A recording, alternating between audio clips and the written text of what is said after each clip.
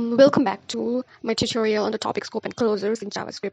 So in previous tutorial, I discussed about compilers and how compilers and interpreter works in JavaScript. So today let's continue with that. Last time we had ended up here.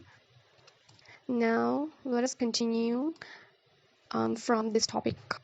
So let us continue with an example. So we have an example with the function foo, and the function foo is being invoked at its last line, at the last line here.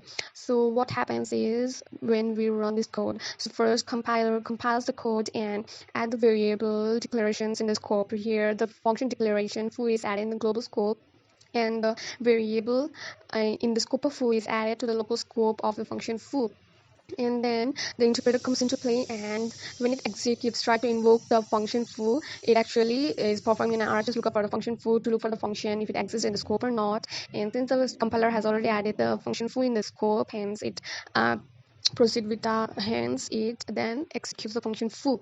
And then here it encounters the variable a, and since we are implicitly trying to assign the value to to the variable a, so here we are actually performing an LHS lookup for the variable a. Here the variable a acts as a parameter, and we are passing the value to as an argument. So here we are actually assigning the value to the variable a. So it performs an LHS lookup here, and then the interpreter performs the RHS lookup for console to see whether this console exists in the scope. Since it is a built-in global object, so it already exists in the scope, and hence the interpreter continues and looks for the variable a in the scope. And here it is actually performing an RHS lookup, which we already discussed while discussing about this example.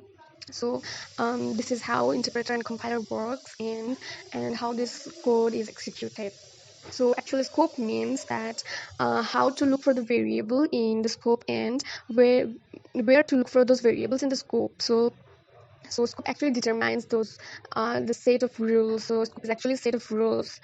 And so lexical scope, what actually is lexical scope? So lexical scope is determined when we actually write the code. So when source code is written, we declare variables and functions. So where the variables and functions are declared, so those positions determine the scope of those variables and functions. So that is what lexical scope is. Lexical scope is based on where variables and block of scopes are authored. So here we have a function foo, and since the function foo is written in the global scope, so the function foo actually belongs to the global scope. And within the scope of the function foo, which is determined by this bubble number 2, are variables a, variable b, and functions bar. So these variables are actually written within the function foo. These variables actually lie in the function foo at the source code, so their scope also lies within the function foo only. And similarly, variable c belongs to the scope of the function bar. So when we execute this code, the variable a and b actually doesn't belong to the bar's function. It actually doesn't belong in the scope of bar, so it looks one step out of its scope, and the variable a and b are found in the scope of the function foo, and it prints the value respectively. So function while we use function as scope, it actually determines that variable actually belongs to within the function. And when we try to reference to any variable out of the scope or out of the function where the variables are declared, then we get a reference error.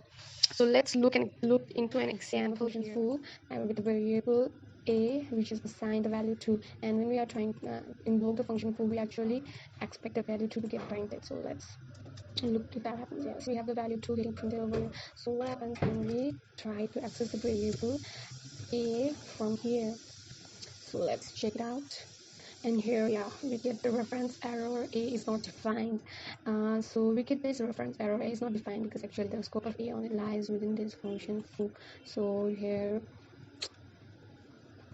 here we get a reference error. Most of you might be thinking that we are invoking the function here, down here, so it obviously will give a reference error here because we are trying to log the value of a before we are actually invoking the function. Well, let's try it out and try to console log after invoking the function. So the result is still the same. We get the reference error from here, and this is because the scope only is limited to this to the function foo.